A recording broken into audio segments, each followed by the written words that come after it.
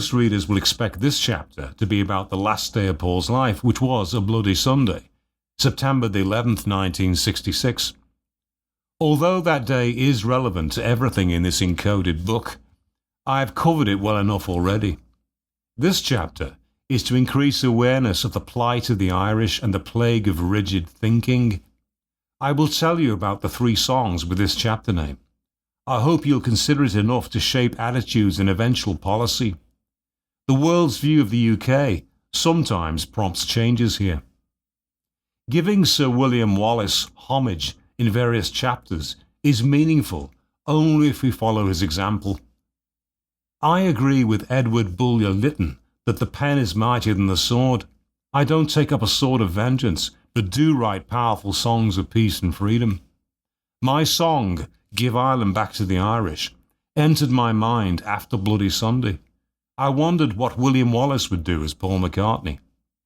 I would not stir up violence, but hoped that my song would increase awareness and get people to realise the wrongness of oppression, to change it. Governments have no divine or moral right to rule except by consent.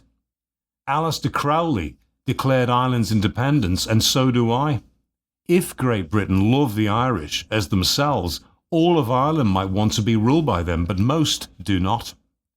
All of Ireland, north and south, is a single island and can be self-governing as one united people.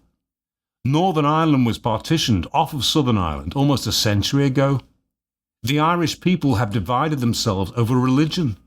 Throughout most of the island, the population is primarily Catholic, but is mostly Protestant in the northeast. The Protestants up north are taught that they are British and that they need the United Kingdom to protect them from the south. The Catholics in the north consider themselves Irish like in the rest of the island and believe that they do not need the United Kingdom to control and protect them. What they need is greater religious tolerance, not foreign rule. Tolerance of competing religions and of human differences flows more naturally now. I am not the only one who worked to break down rigid, intolerant thinking, but have, more than any other, been given the opportunity to do so through music.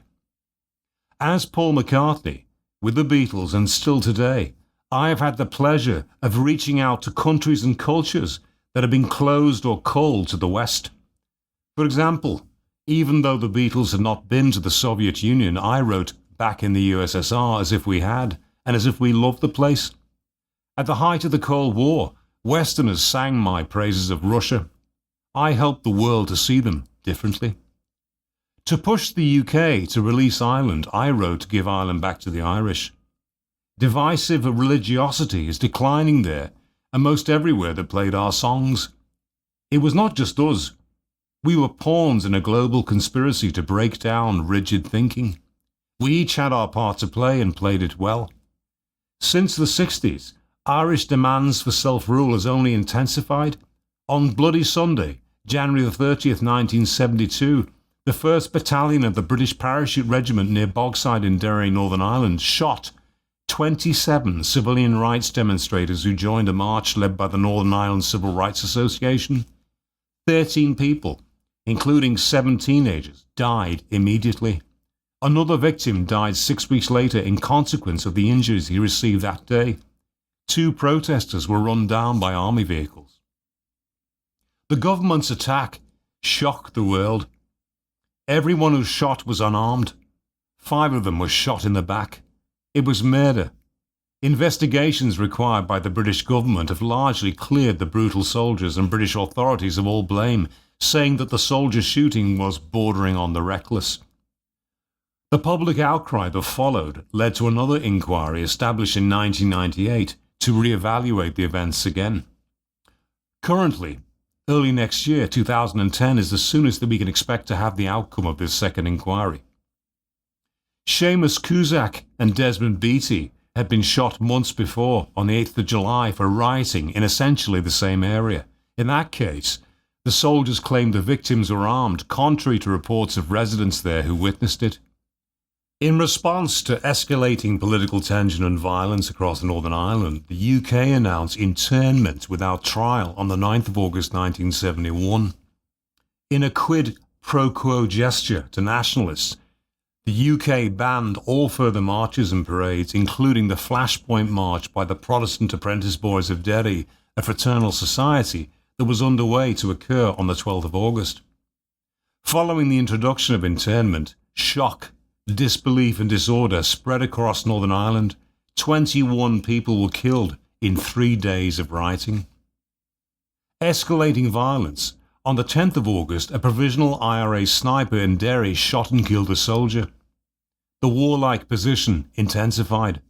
More were killed later. It became very ugly on both sides, each having ever more self-justification for a violent retaliation, each giving the other more cause for escalation. The murderous soldiers and their oppressive government, the self-protectively relaxed justice for such murders, prompted the overgeneralization and dehumanization of all enlisted soldiers. As prejudices go, when one commits cold-blooded murder with impunity, the vast majority of onlookers come to view all such soldiers as foreign invaders.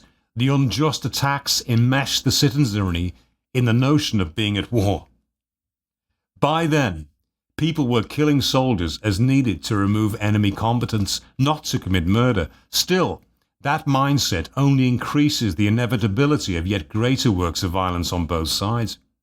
Only non-violent solutions will end the violence. We all ought to act to stop the insanity, but effective action must be toward peace, not toward retaliation. Under such circumstances that desperately require swift action, the way to change a tyrannical policy in most modern governments now is not to turn public opinion against a cause through violence, but to always elicit public empathy through increased awareness. We must perceive others as being you and me. When people feel attacked, the natural instinct is towards self-defense. We want to fight back. When those who favour oppressing the Irish hear that more of their own soldiers have been killed, each of them becomes more entrenched in their perception that more punishment and control is the answer, not peace and self-rule. On the other hand, when we can all see that everyone else is very much like ourselves, that increased awareness eliminates our self-justification for oppressing any of them. We establish love, mutual acceptance, equality and peace through increased awareness. As I pondered what I could do to help bring peace and equality to Ireland, it occurred to me, you are a descendant of William Wallace, and you're now Paul McCartney. Strike swiftly with a song. Sure, I said to that voice inside my head, let's do it. Linda and I, both aghast at the gross lack of humanity on that bloody Sunday, together wrote our song, Give Ireland to the Irish. In only 26 days from Bloody Sunday, we recorded and released this protest song.